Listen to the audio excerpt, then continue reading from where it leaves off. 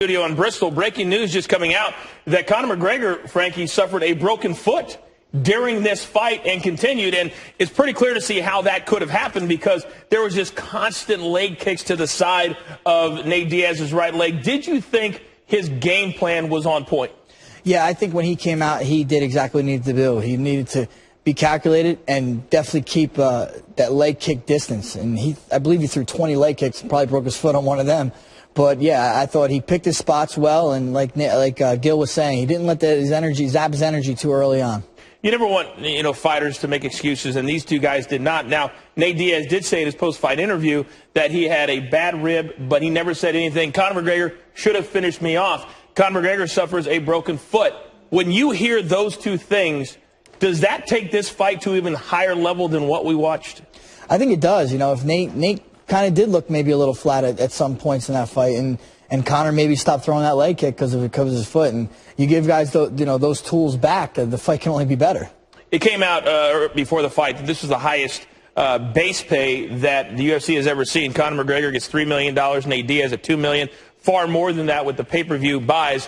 It makes business sense to see this fight a third time. Why would Conor McGregor want to bring it down to 155 for people who may not understand that? Well, Conor's the 45-pound champion, and, I think he's naturally probably a 55-pounder, along with Nate. They just really didn't cut weight for this fight. They're both probably naturally around 170, 175. They cut minimal weight to get down to the welterweight. At 55 is probably more natural for them, and I think Conor probably thinks he'll have more advantage down at 55. Joe Rogan said before this fight that if Conor McGregor can perform like this, that not only he can get back the mystique he had before, but maybe gain some. What did you make of Conor McGregor not only standing there taking the shots, almost looking like he was going to get knocked out, and then come back and win this fight in 5? Yeah, I think he proved a lot to a lot of people, including myself. You seen his last fight, he kind of packed it in against Nate, got tired, and kind of, took a shot because he didn't want to get dropped, and kind of, he gave Nate the fight. And this fight, he back was against the wall.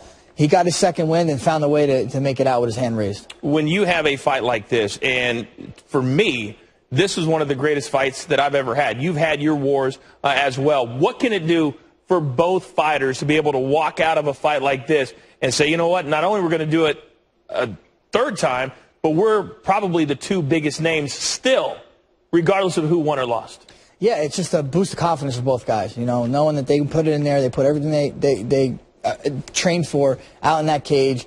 It's only the fans are just going to be screaming for that third fight. It's just more money for them, more eyes on them. It's just good for business all around.